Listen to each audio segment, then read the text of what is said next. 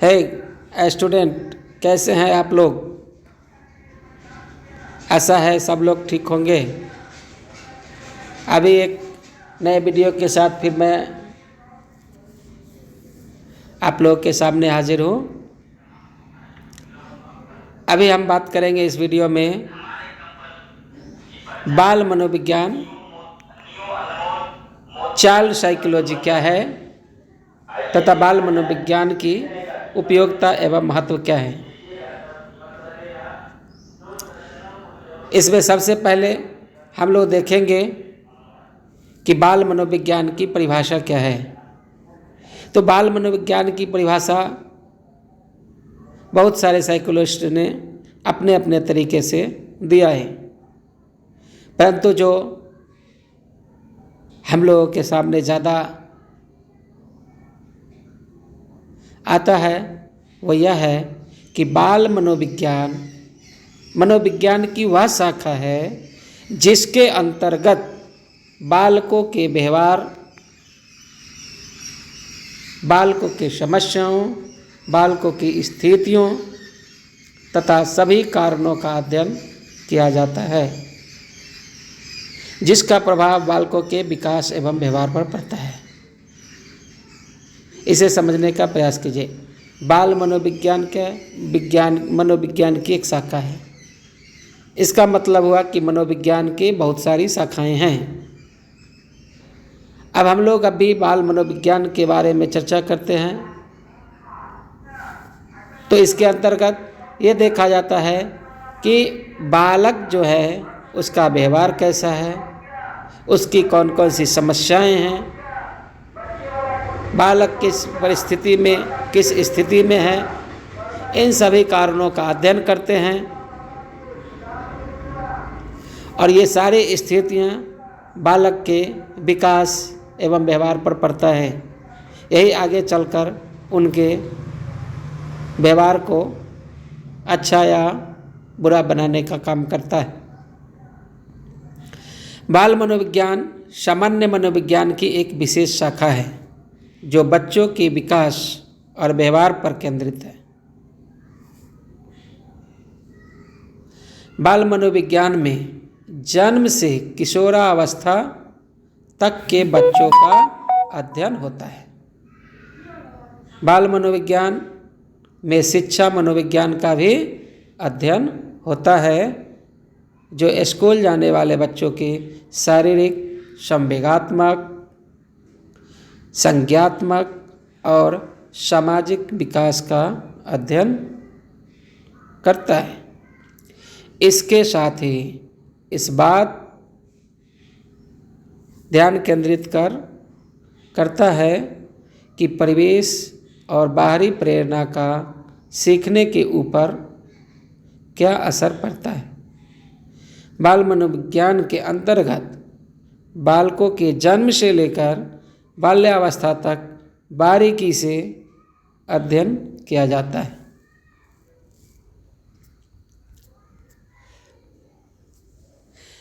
Thomas के अनुसार, Thomas जो बाल मनोवैज्ञानिक थे, उन्होंने बाल मनोविज्ञान सभी को एक नई दिशा में संकेत करता है यदि उसे उचित रूप में समझा जा सके तथा उसका उचित समय पर उचित ढंग से विकास हो सके तो हर बच्चा एक सफल व्यक्ति बन सकता है। यानी उनका कहना है कि बाल मनोविज्ञान सभी को एक नई दिशा में संकेत करता है यदि उसे उचित रूप से, यानी किसी भी व्यक्ति में कुछ ऐसा चीज़ होता है जो उसके गति को बताता है, उसके डायरेक्शन को बताता है कि ये किधर जाने वाला है, ये आगे चल के किस ओर मुड़ने वाला है। यदि उसे उचित रूप में पहचान जा सके, उसके कमजोरी और मजबूती को समझा जा सके तथा उसके उचित समय पर उचित ढंग से बढ़ावा दिया जा सके तो हर बच्चा एक सफल नागरिक बन सकता है। तो थॉमस के अनुसार हमने क्या देखा, बाल मनोविज्ञान सभी को एक नई दिशा में संकेत करता है यदि उसे उचित रूप से समझा जा सके तथा उसका उचित समय पर उचित ढंग से विकास हो सके तो हर बच्चा एक सफल व्यक्ति बन सकता है। ओके, अब एक क्रो एवं क्रो के अनुसार, यानी Crow and Crow, according to Crow and Crow, बाल मनोविज्ञान यानी चाइल्ड साइकोलॉजी एक वैज्ञानिक अध्ययन है जिसमें बालकों के जन्म के पूर्व काल से लेकर उसकी किशोरावस्था तक का अध्ययन किया जाता है। उसकी किशोरावस्था तक का। अब प्रश्न उठता है कि किशोरावस्था क्या है। तो किशोरावस्था चूँकि साइकोलॉजी समझने और निरीक्षण करने का विषय है, अतः जितने साइकोलॉजिस्ट हुए उन्होंने अपने अपने तरीके से इसे डिफाइन किया, परिभाषित किया कि किशोरावस्था क्या है, या जो बाल है, बालक है, उसके जो अवस्थाएं हैं वो कौन कौन सी हैं। जैसे सैले ने विकास प्रक्रिया का वर्गीकरण किया कि शैशव यानी इन्फेंसी 1 ईयर से 5 ईयर्स तक, यानी 1 साल से 5 साल तक के बच्चे को इन्फेंसी के कैटेगरी में रखा, शैशव अवस्था में रखा। उसके बाद दूसरा बाल्यावस्था यानी चाइल्डहुड, ये 5 वर्ष से 12 वर्ष तक की अवस्था को माना गया है। किशोरावस्था, किशोरावस्था एडोलेसेंस 12 वर्ष से 18 वर्ष तक के बच्चे को किशोरावस्था में रखा गया। ये किनके अनुसार हुआ? सैले के अनुसार। इसके बाद आते हैं रॉस के अनुसार। रॉस ने अपने ढंग से इसे परिभाषित किया और इनकी अवस्थाएं बतलाया। शैशव यानी इन्फेंसी 1 से 3 वर्ष तक। ध्यान दीजिए, सैले ने क्या कहा कि शैशवावस्था 1 to 5 ईयर्स यानी 1 से 5 वर्ष तक है, जबकि रॉस ने कहा कि 1 से 3 वर्ष तक शैशवावस्था है। अब शैशवावस्था का 2 वर्ष और किशोरावस्था से 1 वर्ष निकाल के आरंभिक बाल्यकाल यानी बाल्यकाल में कुछ ऐड कर दिया और आरंभिक बाल्यकाल जो है 3 से 6 वर्ष तक को बतलाया। उत्तर बाल्यकाल 6 से 12 वर्ष तक के बताया। किशोरावस्था 12 से 18 वर्ष तक। तो ये हो गया मिस्टर रॉस के अनुसार कि उनका अवस्थाएं कौन कौन सी होती हैं। अब आते हैं काल्सनिक ने क्या बतलाया। काल्सनिक ने विकास प्रक्रिया का वर्गीकरण बहुत अधिक चरणों में किया है।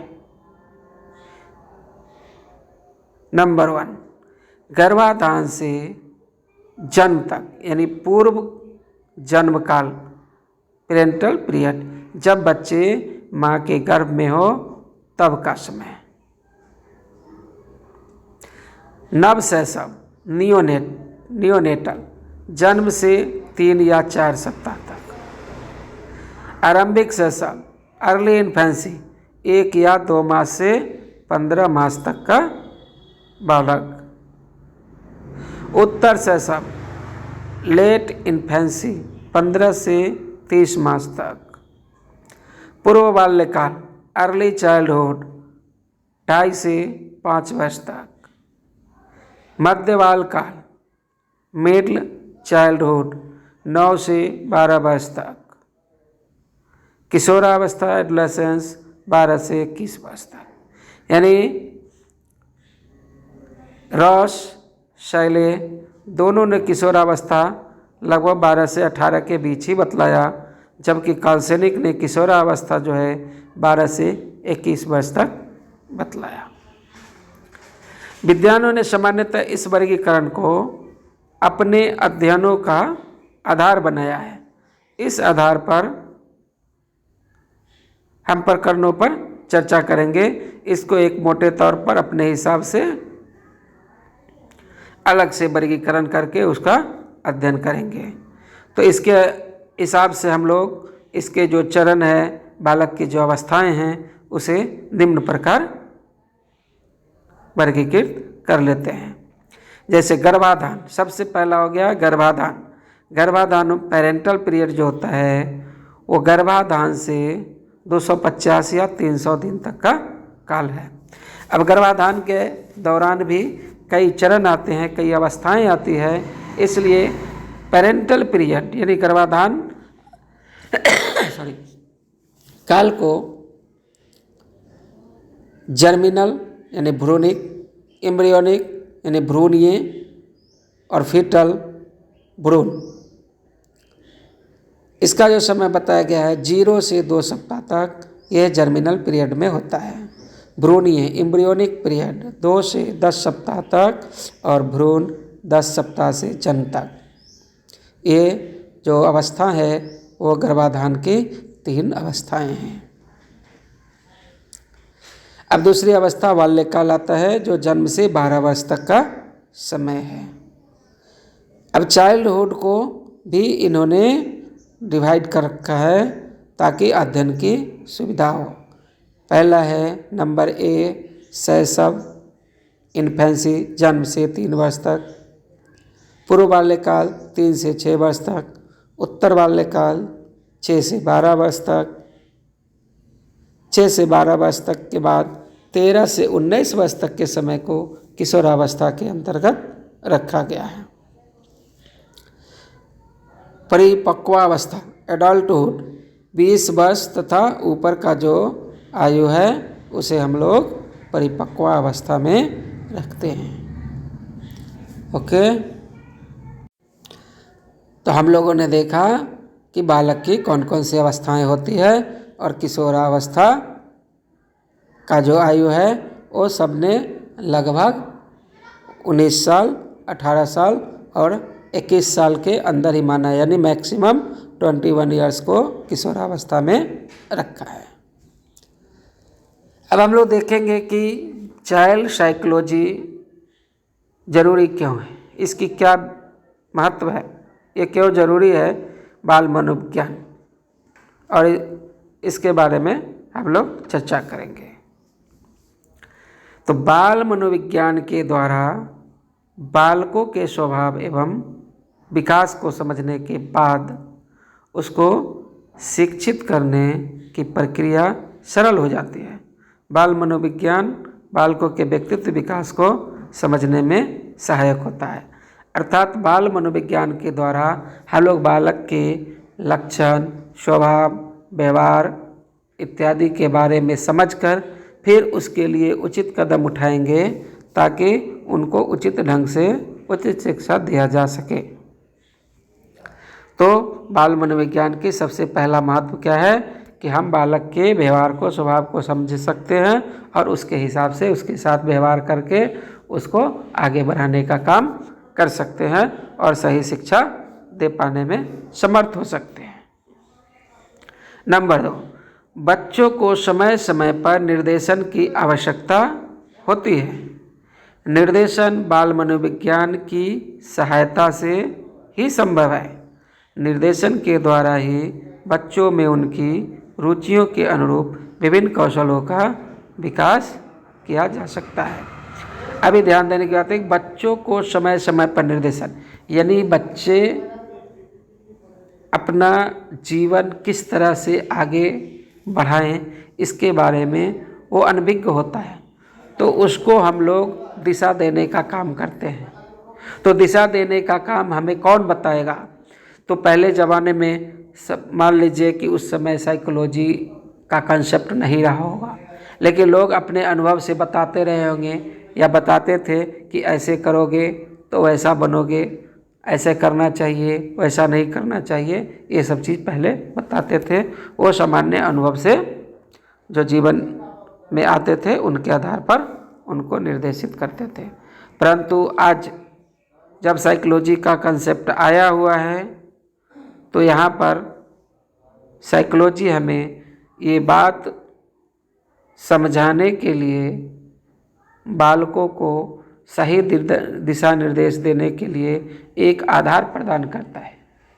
जब हम साइकोलॉजी पढ़ते हैं तो साइकोलॉजी में किस ढंग से बालक के बारे में चिंतन किया जाए, बालकों के व्यवहार को किस तरह से परखा जाए, उसका जब हमें ज्ञान होता है तो हम जो है उसके अनुसार से बालक को सही दिशा में निर्देशित करने का काम कर सकते हैं। और ये काम बिना साइकोलॉजी का नहीं हो सकता है, यानी मनोविज्ञान के बिना दिशा निर्देश संभव नहीं है। तो हमने पहला क्या देखा कि बालक के व्यवहार को समझने में मदद करता है साइकोलॉजी। दूसरा देखा कि बच्चों को सही दिशा में गाइड करने के लिए साइकोलॉजी हमें मदद करता है। तीसरा है बाल मनोविज्ञान की सहायता से बालकों के व्यवहार के अध्ययन के बाद विद्यालय एवं घर के वातावरण को बच्चों के अनुरूप उपयुक्त बनाने में मदद मिलती। समझने का प्रयास कीजिए कि बाल विज्ञान की सहायता से बालकों के व्यवहार के अध्ययन के बाद, यानी बाल मनोविज्ञान चाइल्ड साइकोलॉजी जब हम पढ़ते हैं तो हमें बालक के व्यवहार के अध्ययन करने का स्किल डेवलप होता है हमें। उसके बाद जब हम बालकों के व्यवहार को, उसके घर के वातावरण को देखते हैं तो उसके अनुरूप फिर उसको कैसे सही दिशा में लाया जाए उसका प्रयत्न करते हैं। जैसे मान लेते हैं कि कोई बच्चा एक संयुक्त परिवार से आ रहा है विद्यालय में, तो हम लोग उसको एडजस्टमेंट में ज़्यादा तकलीफ होते नहीं देखते हैं। लेकिन कुछ बच्चा है जो सिंगल फैमिली से आते हैं, अगर घर का माहौल ठीक नहीं है तो वो बच्चा जल्दी ग्रुप में एडजस्ट नहीं हो पाते हैं। तो ऐसे बच्चों के लिए बाल साइकोलॉजी जो है हमें, चाइल्ड साइकोलॉजी मदद करता है कि अपने वर्ग में, अपने क्लास में, अपने विद्यालय में एक सामंजस्यपूर्ण वातावरण कैसे बनाएं, कैसे क्रिएट करें, इसके बारे में हमें चाइल्ड साइकोलॉजी बताता है। ठीक है। इसके बाद हम लोग बात करेंगे अगला पॉइंट पे, बाल मनोविज्ञान बालकों की व्यवहार एवं उसके कारणों के बारे में बताता है। इसलिए बालकों की आदतों एवं व्यवहार में सुधार करने में इसकी भूमिका होती है। अर्थात बाल मनोविज्ञान बालकों की व्यवहार एवं उसके कारणों, यानी बालक का अगर व्यवहार गलत जा रहा है, सही जा रहा है या कुछ अजीब लग रहा है, तो ये हमें चाइल्ड साइकोलॉजी पहचानने में मदद करता है कि आखिर बालक चिड़चिड़ा क्यों हो रहा है, या बालक शांत क्यों है, या बालक रोने क्यों लगता है, या बालक पढ़ने पर ध्यान क्यों नहीं देता है। तो इन सब जो व्यवहार है बालक का, उसको हमको पहचानने में चाइल्ड साइकोलॉजी मदद करता है। और जब उसके कारण का पता कर लेते हैं तो उसको निवारण जो है हम लोग अपने हिसाब से कर सकते हैं। अर्थात अगर बालक के व्यवहार का अगर कारण हम पता कर लेते हैं तो निवारण आसान हो जाता है, और इससे हम लोग जो है एक अच्छे माहौल में बच्चे को शिक्षा दे पाते हैं। साथ ही साथ उसके घर के वातावरण में भी किस तरह से एडजस्टमेंट हो, किस तरह से सामंजस्य बैठाए, इसके लिए हम लोग प्रयास कर सकते हैं। तो अभी हमने देखा बाल मनोविज्ञान की उपयोगिता एवं महत्व। बराबर। उसके बाद हम बात करेंगे कि बाल मनोविज्ञान के जरिए बालक के अस्तित्व का अध्ययन कर उसके भविष्य के बारे में बताया जा सकता है एवं उसके बेहतर भविष्य के लिए सलाह दी जा सकती है। यानी चाइल्ड साइकोलॉजी के द्वारा हम क्या कर सकते हैं कि बालक के अस्तित्व का अध्ययन कर उसके भविष्य के बारे में, यानी बालक जो है अभी उनका जो स्टेज चल रहा है,